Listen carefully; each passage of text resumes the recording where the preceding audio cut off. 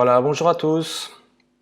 Voilà, je me présente, donc je m'appelle Olivier Vrard, je suis professeur d'infographie en CVG, en deuxième CVG, en troisième CVG et en image numérique plus tard en master. Donc ici, je vais vous proposer un peu une présentation de ce cours d'info, je vais vous présenter quelques travaux et je vais vous présenter un peu le contenu des cours. Au niveau du cours d'infographie, on va démarrer avec, donc vous voyez là qu'on a des classes avec des Macs. On a deux classes bien chargées de Macs pour vous accueillir, plus une troisième qui est un peu plus légère, qui est plus destinée au deuxième et troisième, qui à ce moment-là sera utilisée avec vos propres portables. En général, c'est toujours comme ça que ça se passe. Donc voilà au niveau du matériel pour suivre le cours. On va parler un peu de machines. Donc au niveau des cours d'info, vous avez des Macs à votre disposition, il y a des tablettes, il y a des smartphones, il y a un peu d'électronique, il y a plein de choses. Mais globalement quand même au niveau de ces dernières années, de plus en plus d'étudiants viennent avec leur propre matériel et on leur apprend à se former dessus, c'est quand même plus pratique pour aller vers l'autonomie. Voilà pour ça. Alors, le gros débat Mac ou PC au niveau de l'achat d'une future machine, peut-être pour démarrer des études chez nous. C'est une question qui est très souvent posée, donc j'essaie d'y répondre plus ou moins. Donc en réalité, on pourrait partir de l'idée que les deux c'est la même chose, mais c'est pas tout à fait vrai. Il faut bien se rendre compte qu'au niveau ici Saint-Luc, ou en tout cas le graphisme en général, il y a une grande histoire d'amour avec le Mac. Donc forcément, c'est souvent vers ces machines-là qu'on s'oriente. Voilà, moi personnellement, j'en ai un depuis 2010. J'ai celui-là qui est tombé 2 fois à terre, même à partir d'un scooter, et qui fonctionne toujours. Bon, il est un peu en fin de vie, mais ce sont des machines quand même solides, fiables, qui fonctionnent bien. Il y a eu des petits soucis récemment au niveau des claviers, mais qui ont été remplacés, donc c'est pas des machines parfaites. Je suis pas là pour spécialement vendre, mais c'est par habitude. Alors si vous voulez acheter un PC, il n'y a pas de problème. C'est tout à fait votre droit. Ce qu'il faut, c'est quand même une configuration musclée pour pouvoir travailler sur la suite Adobe, donc Photoshop, Illustrator, InDesign, mais aussi des choses encore plus lourdes comme After Effects pour la vidéo et Premiere, surtout After Effects. Ok, donc autant prendre une bonne machine dès le départ, quitte à la garder jusqu'au bout, hein, parce que souvent quand on prend une machine trop légère, après, on est obligé de changer, donc c'est acheter 2 machines, il vaut mieux acheter tout de suite une bonne. Donc en Mac de préférence, non pas de préférence, obligatoirement MacBook Pro.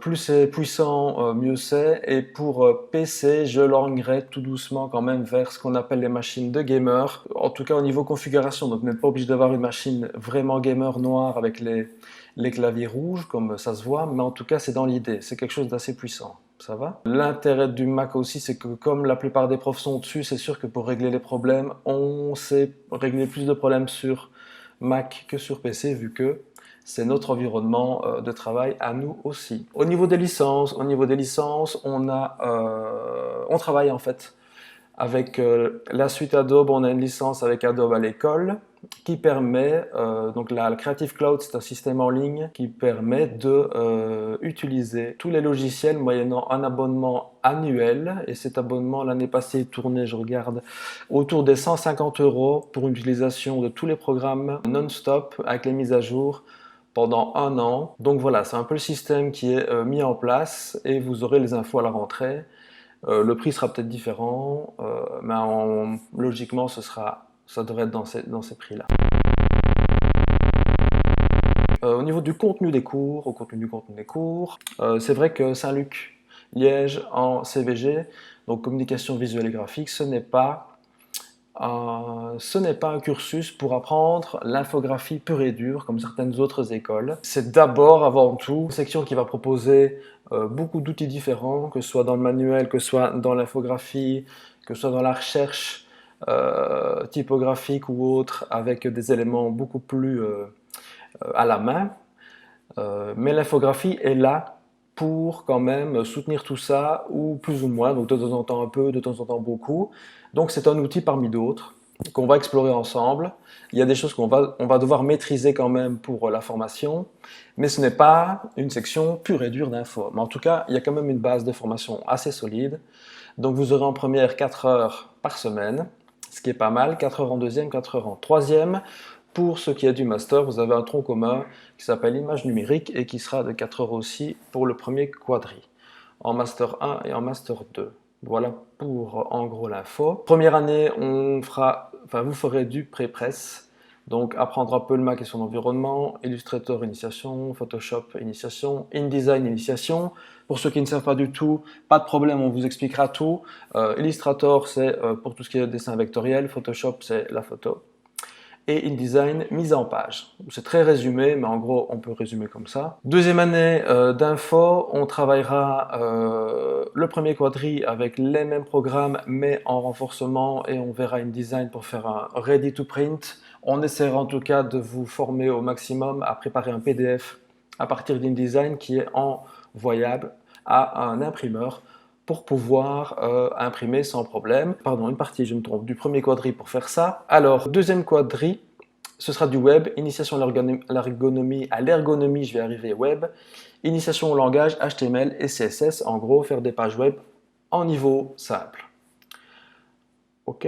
Alors, pour la troisième année, donc moi je donne cours en deuxième et en troisième, on continuera le web design, HTML, CSS pareil, on ajoutera le JavaScript qui est une surcouche de programmation, c'est du code là alors, beaucoup plus pour faire des animations, masquer, montrer, voilà, il y a moyen de faire plein de choses, mais on fera une initiation. On verra le mobile aussi, je vais vous montrer deux exemples juste après. Comment faire un site pour un mobile, donc un smartphone, processing, interactivité, donc ça c'est un programme qui permet de faire de l'interactivité, je vais vous montrer un petit exemple tout à l'heure aussi. Quadri 1, Quadri 2 ce sera Premiere et After Effects en combiné pour faire du montage vidéo, je vous montre aussi deux exemples après. Voilà pour la grille de troisième pour ce qui est de l'infographie. Et voilà, c'est déjà tout pour cette présentation-là. Donc ça, je ferme.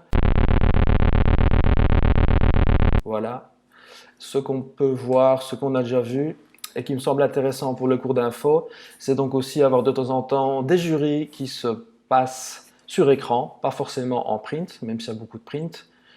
Voilà du print qui a été fait en sérigraphie, c'est une technique que vous apprendrez, une technique un peu spéciale, je ne vais pas en dire plus. Et pour y arriver, on avait généré un peu de code pour que les couvertures soient créées d'une manière un peu avec de la programmation informatique.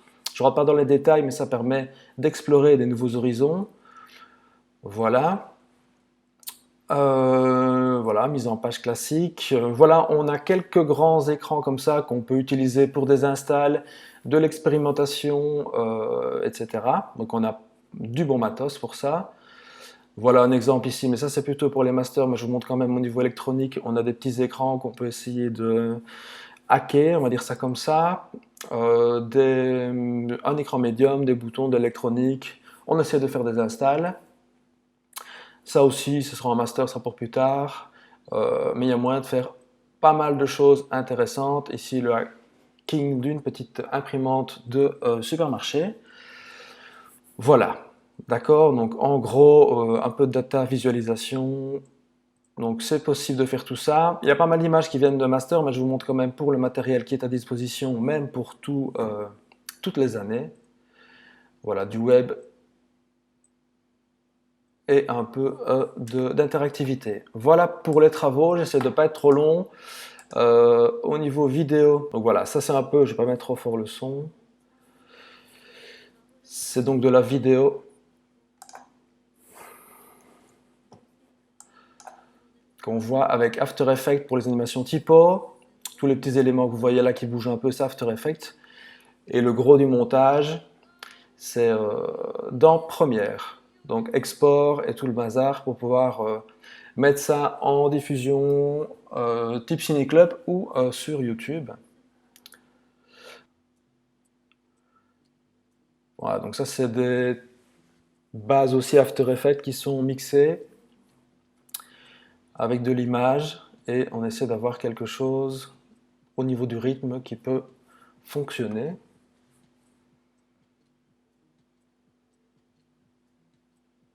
Voilà, donc je ne vais pas aller jusqu'au bout. Au niveau du web, deux exemples aussi de sites mobiles. Voilà, donc ça je vais essayer de reculer un peu. Donc voilà, site mobile, donc site adapté, prévu expressément pour vos smartphones. Et donc l'idée ici, c'est d'avoir déjà un contenu adapté, d'avoir le JavaScript ici qui permet de montrer ou pas les images. Donc voilà, plus de photos, je clique, les images apparaissent en plus. Donc tout ça, c'est du JavaScript. Donc voilà un peu l'idée de travailler ces éléments-là. Donc ici, forcément, par facilité, c'est une vidéo, mais ce genre de site fonctionne réellement en ligne. On ne fait pas du fake, c'est réellement du web fonctionnel, donc avec l'apprentissage qui va avec.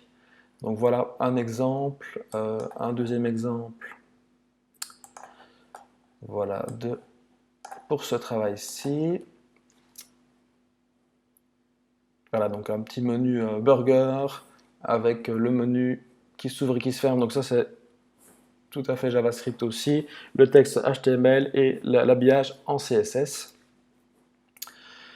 Et un petit travail de data visu sur cette bio qui était demandée. Voilà, on a accès un peu au texte. Et je vais peut-être accélérer un petit peu. Et voilà, les data visu qui étaient travaillés ici sur cet artiste. Voilà pour le web. Et je termine avec ScanArt. Donc ScanArt, qu'est-ce que c'est? C'est un outil qui avait été développé en processing par des étudiants du master, que j'avais récupéré pour pouvoir, aux portes ouvertes, un tout petit peu tester avec vous, futurs étudiants de première, si vous étiez bon ou pas en art. Donc c'était un scan art qui analysait votre visage et qui permettait de tester votre profil artistique. Donc moi je l'ai fait pour vous, euh, pour vous montrer. Et donc voilà le résultat en live. Donc je pouvais peut-être suivre des études artistiques parce que j'ai beaucoup de sensibilité visiblement, pas trop de charisme, mais un ego qui est quand même pas mal développé. J'espère que j'ai fait le tour et je vous dis une bonne journée et à ciao. Salut!